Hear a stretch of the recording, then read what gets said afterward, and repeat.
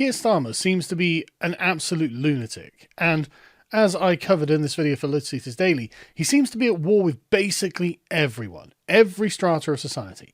I'll leave a link in the description for you to go and watch that video to catch yourself up to what we're going to talk about in this video, because at the end of it I pointed out that he seems to be actively, personally at war with Russia. Now, when he came into office pledging unlimited amounts of our treasure for Ukraine. There was simply no limit. There was a £22 billion black hole in the budget, but as much as Ukraine needed for as long as Ukraine wanted it. And everyone's like, hey, well, that's not what we asked for. But then, let's be fair, Keir Starmer got in with 20% of the available vote. So it's not like he has a mandate anyway. But one of the earliest things that he did back in September was go over to Biden. I think this was his first meeting with Biden.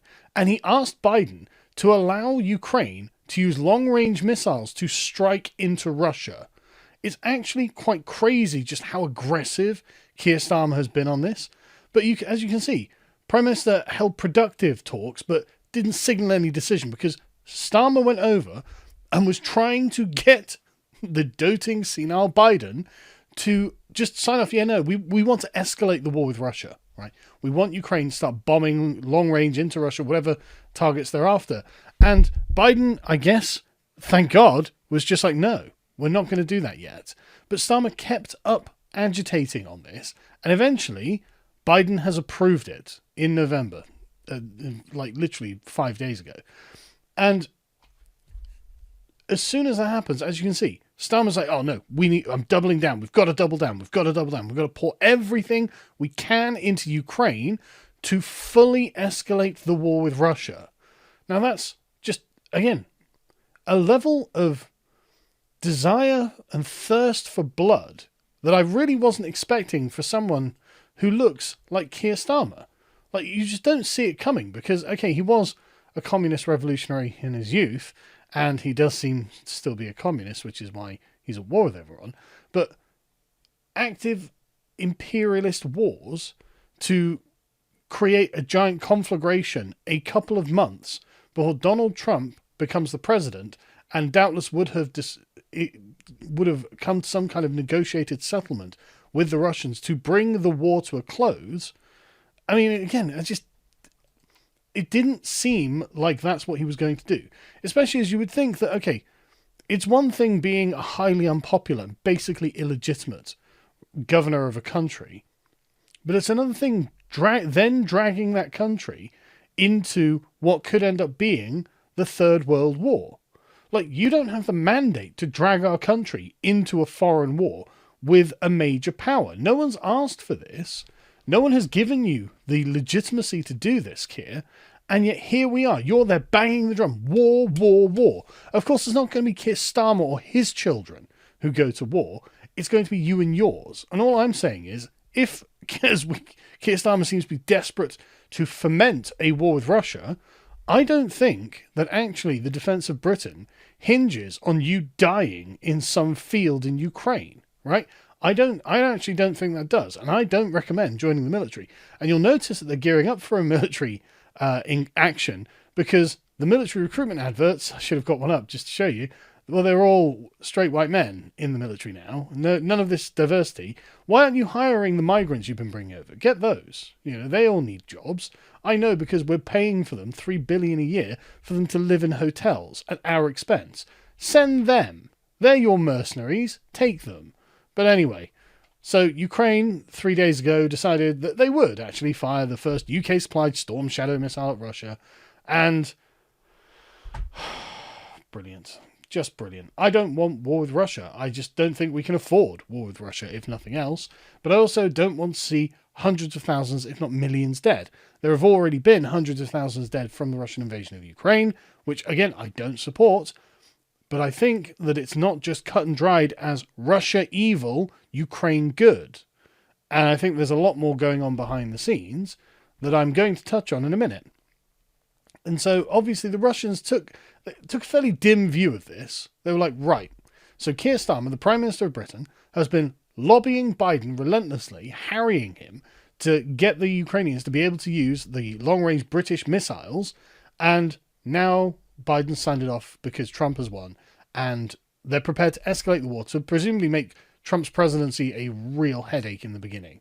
Well, brilliant. And so the Russian position, as expressed by the Russian ambassador, is that, well, Britain is now directly involved in the Ukraine war. And the thing is, you could kind of argue that before. We're sending them just unbelievable amounts of money, material and moral support. Well, how is that not us involved in the war? But now we're directly involved because these are the missiles we've made that we've allowed them to strike into Russia. So brilliant. So Putin has made various statements on this as well. The Russians basically view themselves as being at war with Britain and presumably the United States as well. Now, Keir Starmer has responded to this saying, the UK is not at war with Russia.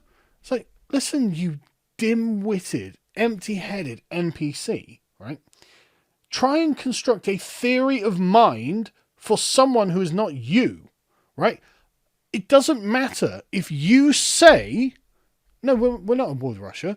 We're just literally arming their enemies, funding their enemies, and giving their enemies permission to use the long-range missiles we've given them to strike into the heartland of the enemy.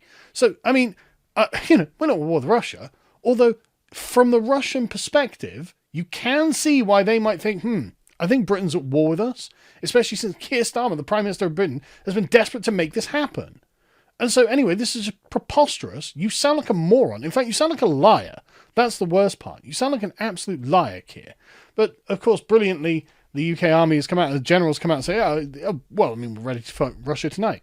With what, 70,000 men? Because that's the scope of the British army at the moment, by the way. Because we can't seem to recruit, because who would want to fight for a regime like Keir Starmer's? Why are we saying, we're not at war with Russia.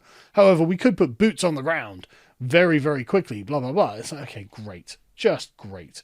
I don't want war. I'm not in favour of this war.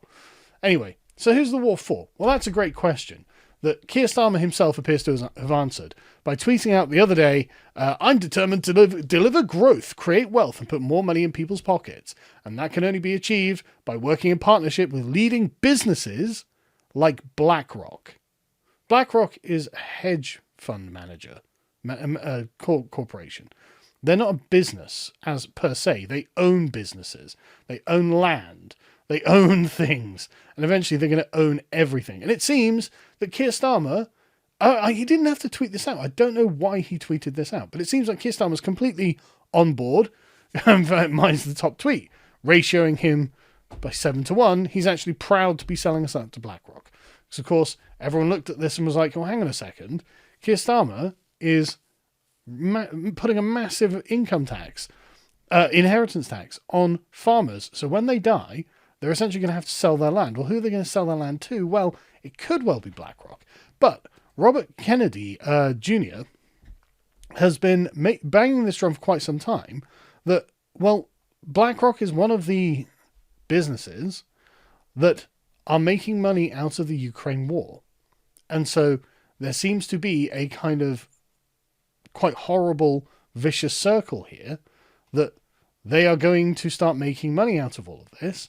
And this is just going to be... Keir Starmer is essentially their man in politics in this, I guess you'd call it military-industrial machine. Remember, they're quite happy for this war to go on because they are going to make bank rebuilding Ukraine after it's over, after they assume we have won.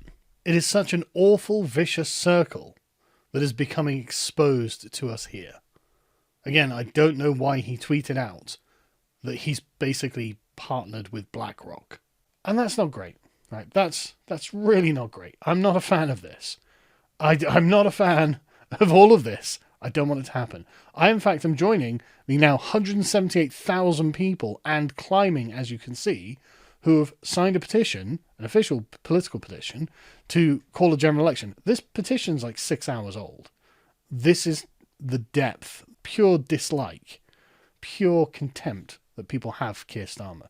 They don't support what he does. People want him gone. And it seems, with good reason, because it seems like he's an insane warmonger. If you feel the same way, I recommend you sign the petition. I don't know how long Keir Starmer can go on like this.